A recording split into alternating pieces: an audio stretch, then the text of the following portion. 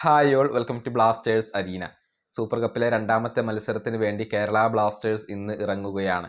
ഇന്ന് വൈകിട്ട് ഇന്ത്യൻ സമയം 4:30 നടക്കുന്ന മത്സരത്തിൽ സ്പോർട്ടിംഗ് ക്ലബ്ബ് ഡൽഹിയാണ് കേരള ബ്ലാസ്റ്റേഴ്സിൻ്റെ എതിരാളികൾ. ഇന്ത്യൻ ഫുട്ബോളിൻ്റെ ഒഫീഷ്യൽ യൂട്യൂബ് അക്കൗണ്ടിലാണ് നമുക്കിത് ലൈവ് ആയിക്കൊണ്ട് കാണാൻ കഴിയുക. കേരള ബ്ലാസ്റ്റേഴ്സിനെ സംബന്ധിച്ചിടത്തോളം ഒരു നിർണായക മത്സരമാണ് ഇത്.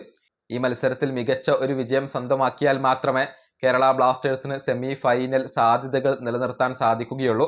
കാരണം മുംബൈ സിറ്റി 1-4 ഗോളുകൾക്ക് നേരത്തെ ഈ ഒരു ക്ലബിന് അഥവാ സ്പോർട്ടിംഗ് ഡൽഹിയെ പരാജയപ്പെടുത്തിയിട്ടുണ്ട്.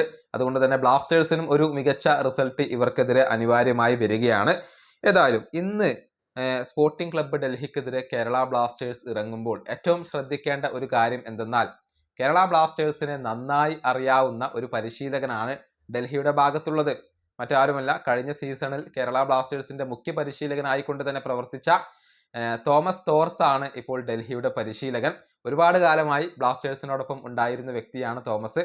അദ്ദേഹത്തിന് ബ്ലാസ്റ്റേഴ്സിനെ നന്നായി അറിയാം. ബ്ലാസ്റ്റേഴ്സിന്റെ ദൗർബല്യങ്ങളും കരുത്തും അദ്ദേഹത്തിന് അറിയാം. അതുകൊണ്ട് തന്നെ അദ്ദേഹം പണി തരുമോ എന്ന ഒരു ഭയം ഇവിടെയുണ്ട്.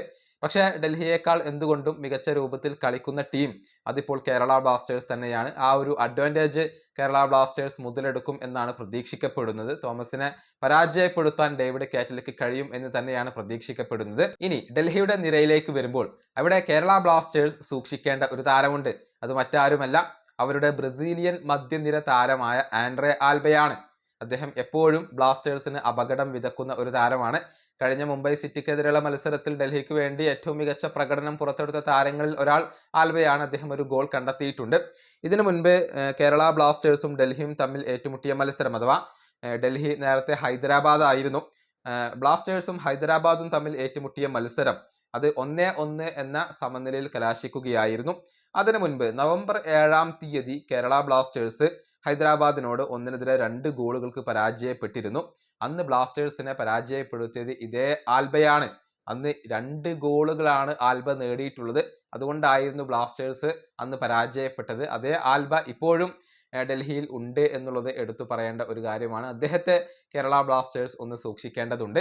ഏതായാലും ഏറ്റവും മികച്ച ഒരു പ്രകടനം തന്നെ ഇന്ന് ബ്ലാസ്റ്റേഴ്സ് നടത്തും. ഏറ്റവും മികച്ച ഒരു നിരയെ തന്നെ ഡേവിഡ് കാറ്റില ഇന്ന് ഇറക്കും എന്നൊക്കെയാണ് പ്രതീക്ഷിക്കപ്പെടുന്നത്. ഈ വീഡിയോ അവസാനിപ്പിക്കുന്നു. അടുത്തൊരു വീഡിയോ കാണാം.